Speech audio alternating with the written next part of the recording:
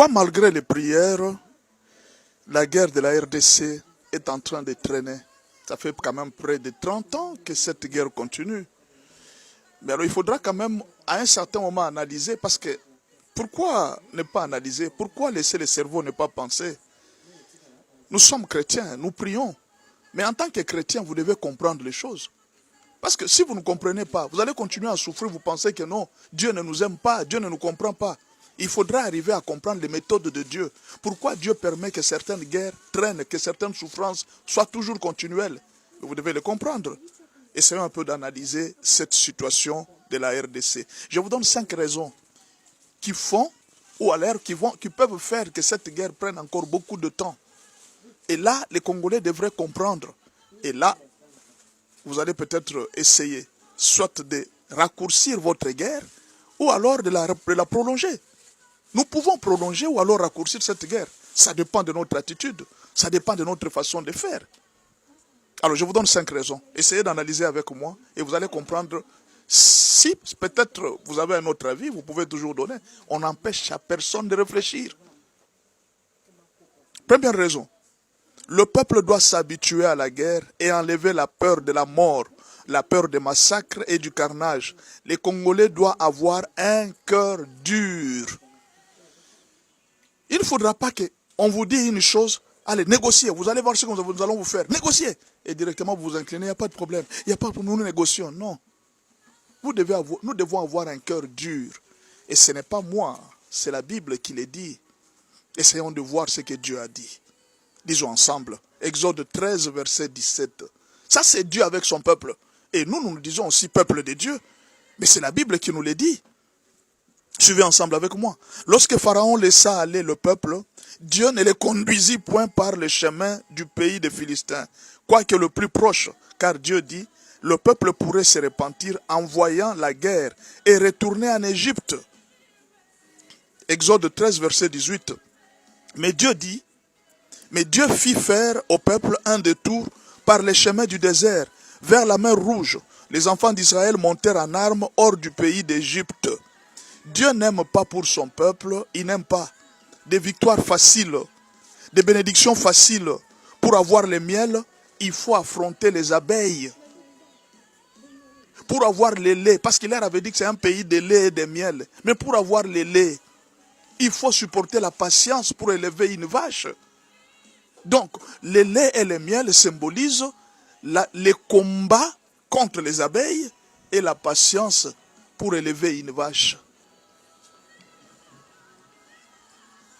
Deuxième raison. Dieu veut de nous vraiment un peuple aguerri. Un peuple qui ne recule pas. Un peuple qui n'a pas peur. Avec toutes ces richesses qu'on vous a données. En principe, tout Congolais devrait être militaire. Tout Congolais devrait savoir comment manipuler l'arme. Le gouvernement devrait le faire. Apprendre à tout Congolais comment manipuler l'arme. Et donner la discipline à tout le pays. Dans quel cas vous pouvez utiliser l'arme. Commencez à former les jeunes.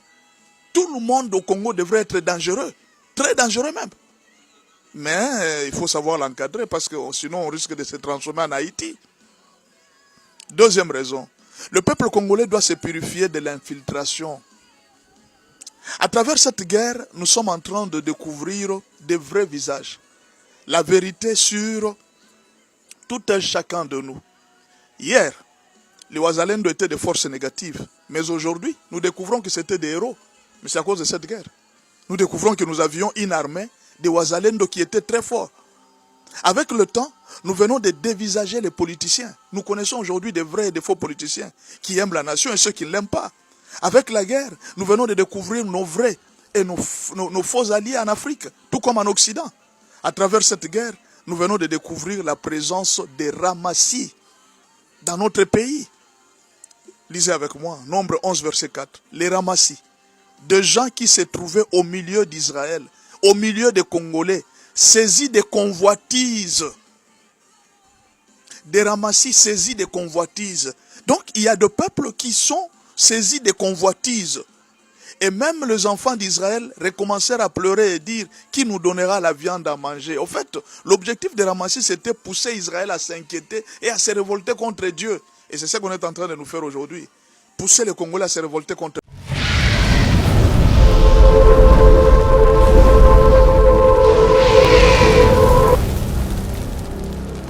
Pourquoi malgré les prières, la guerre de la RDC est en train de traîner? Ça fait quand même près de 30 ans que cette guerre continue. Mais alors il faudra quand même à un certain moment analyser, parce que pourquoi ne pas analyser? Pourquoi laisser le cerveau ne pas penser? Nous sommes chrétiens, nous prions. Mais en tant que chrétien, vous devez comprendre les choses. Parce que si vous ne comprenez pas, vous allez continuer à souffrir, vous pensez que non, Dieu ne nous aime pas, Dieu ne nous comprend pas. Il faudra arriver à comprendre les méthodes de Dieu. Pourquoi Dieu permet que certaines guerres traînent, que certaines souffrances soient toujours continuelles? Vous devez le comprendre. Essayons un peu d'analyser cette situation de la RDC. Je vous donne 5 raisons qui font, ou à l'air qui peuvent faire que cette guerre prenne encore beaucoup de temps. Et là, les Congolais devraient comprendre. Et là, vous allez peut-être essayer soit de raccourcir votre guerre, ou alors de la prolonger. Nous pouvons prolonger ou alors raccourcir cette guerre. Ça dépend de notre attitude. Ça dépend de notre façon de faire. Alors, je vous donne 5 raisons. Essayez d'analyser avec moi et vous allez comprendre. Si peut-être vous avez un autre avis, vous pouvez toujours donner. On n'empêche à personne de réfléchir. Première raison. Le peuple doit s'habituer à la guerre et enlever la peur de la mort, la peur des massacres et du carnage. Les Congolais doivent avoir un cœur dur. Il ne faudra pas qu'on vous dise une chose, allez, négociez, vous allez voir ce que nous allons vous faire. Négociez. Et directement vous vous inclinez, il n'y a pas de problème. Il n'y a pas de problème, nous négocions. Non. Nous devons avoir un cœur dur. Et ce n'est pas moi, c'est la Bible qui le dit. Essayons de voir ce que Dieu a dit. Disons ensemble, Exode 13, verset 17. Ça, c'est Dieu avec son peuple. Et nous disons aussi peuple de Dieu. Mais c'est la Bible qui nous le dit. Suivez ensemble avec moi. Lorsque Pharaon laissa aller le peuple, Dieu ne les conduisit point par le chemin du pays des Philistins, quoique le plus proche, car Dieu dit, le peuple pourrait se repentir en voyant la guerre et retourner en Égypte. Exode 13, verset 18. Mais Dieu fit faire au peuple un détour par les chemins du désert, vers la mer Rouge. Les enfants d'Israël montèrent en armes hors du pays d'Égypte. Dieu n'aime pas pour son peuple, il n'aime pas des victoires faciles, des bénédictions faciles. Pour avoir le miel, il faut affronter les abeilles.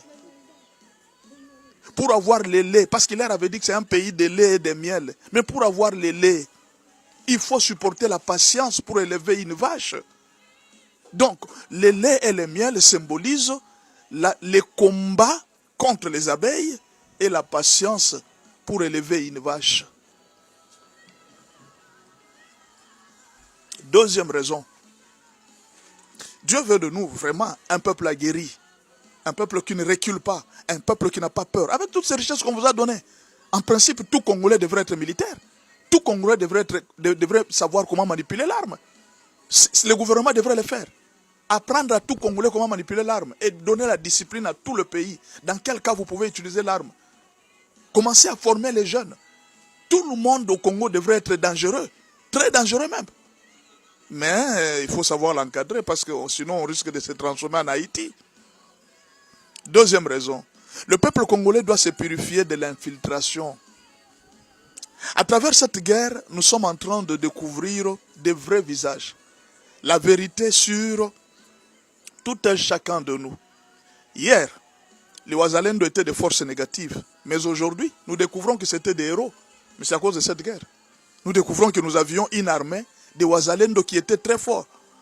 Avec le temps, nous venons de dévisager les politiciens. Nous connaissons aujourd'hui des vrais et des faux politiciens qui aiment la nation et ceux qui ne l'aiment pas. Avec la guerre, nous venons de découvrir nos vrais et nos faux alliés en Afrique, tout comme en Occident. À travers cette guerre, nous venons de découvrir la présence des ramassis dans notre pays. Lisez avec moi, Nombre 11, verset 4. Les ramassis, de gens qui se trouvaient au milieu d'Israël, au milieu des Congolais, saisis des convoitises. Des ramassis saisis des convoitises. Donc, il y a des peuples qui sont saisis des convoitises. Et même les enfants d'Israël recommencèrent à pleurer et dire qui nous donnera la viande à manger. Au fait, l'objectif des ramassis, c'était pousser Israël à s'inquiéter et à se révolter contre Dieu. Et c'est ce qu'on est en train de nous faire aujourd'hui. Pousser les Congolais à se révolter contre leur chef, pousser les Congolais à se révolter contre leur gouvernement. Le gouvernement ne fait rien.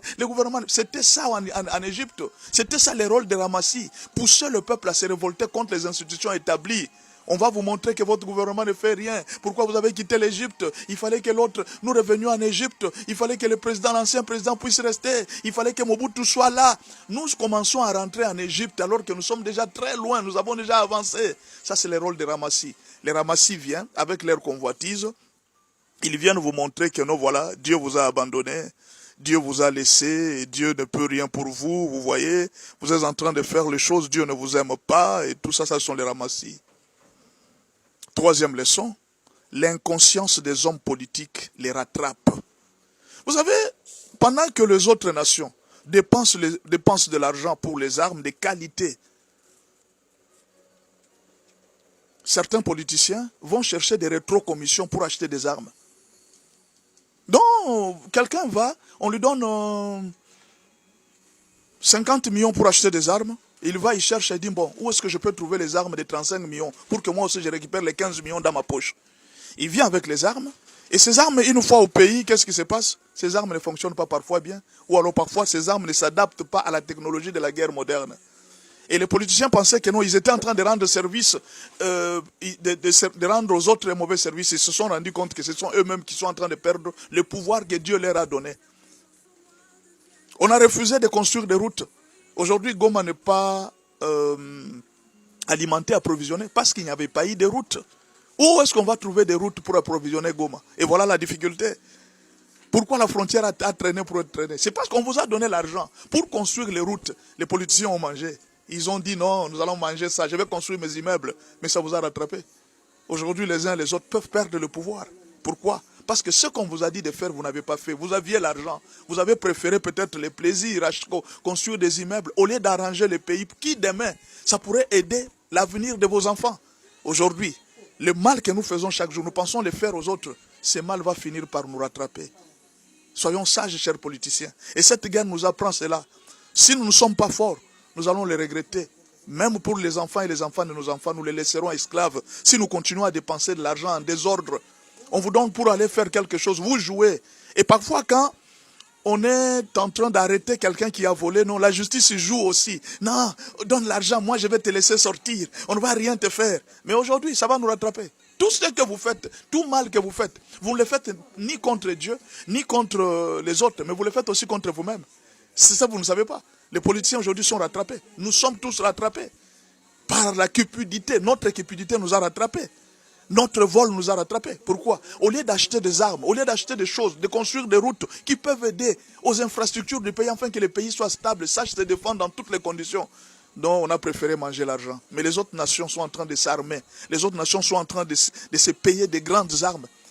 Et quand la guerre arrive, vous vous rendez compte que vous n'avez rien. Tout simplement parce que vous avez négligé de préparer la guerre. À partir d'aujourd'hui, cette guerre vient de nous apprendre. Elle n'est pas finie. Il n'y a rien qui va. Cette guerre va se terminer. Mais au moins, vous devez tirer des leçons, chers politiciens. Tirez des leçons. On ne joue pas avec l'argent de l'État. On ne joue pas avec... Dieu vous laisse. Hein? Il vous laisse manger. Il vous laisse avec votre justice. Vous êtes en train de vous protéger vous-même. Il n'y a pas de problème. Protégez-vous comme vous voulez.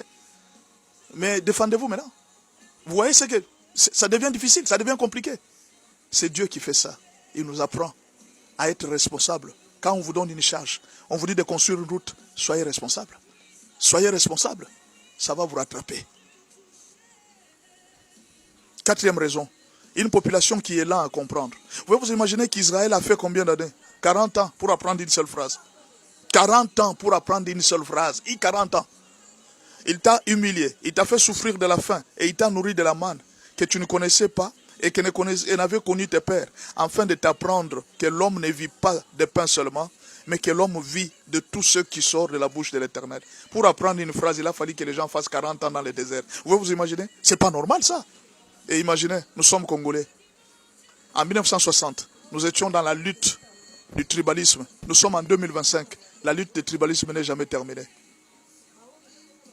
Nous sommes en 2025. Les politiciens hier étaient en train de nous tromper. Jusqu'à ce jour, les politiciens commencent à continuer à nous tromper. Le peuple ne prend pas conscience. Le peuple ne grandit pas. Si en 1960, nous avions encore la lutte du tribalisme, et qu'en 2025, nous sommes toujours dans la même lutte, pensez-vous que nous avons grandi? Nous sommes lents à comprendre, nous sommes lents à saisir. Écrivez-moi et puis vous aurez tout cet enseignement. Merci beaucoup.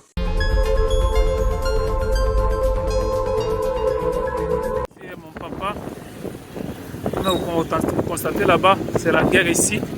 Les militaires sont devant nous là-bas, ils sont à moins de 10 km d'ici, dans la cité de Saké. Nous sommes dans l'urgence d'évacuer les enfants, de les déplacer vers cet axe ici, là où il y a la guerre.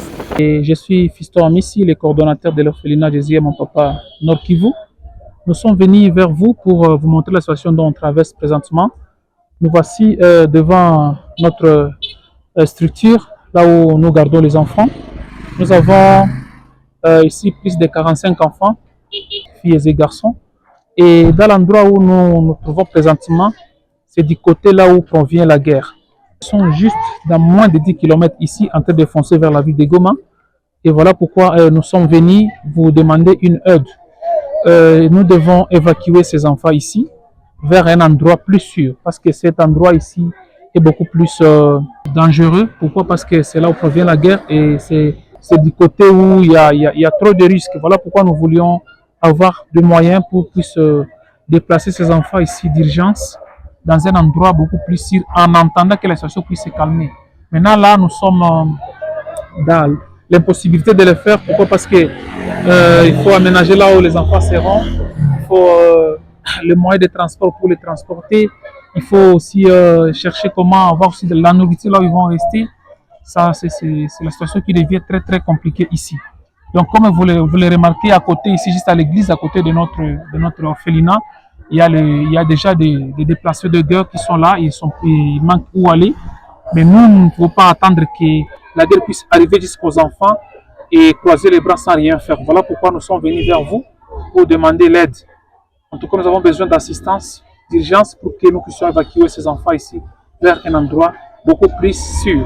Comme la situation nous oblige, nous avons besoin vraiment de votre assistance. Merci et que Dieu vous bénisse. Voilà nos enfants, ils sont là. Et en tout cas, jusque-là, ils vont bien, ils sont en train de regarder la télévision. Et nous voulons que nous puissions avoir une assistance pour que nous puissions chercher comment évacuer nos enfants ici vers un endroit plus sûr.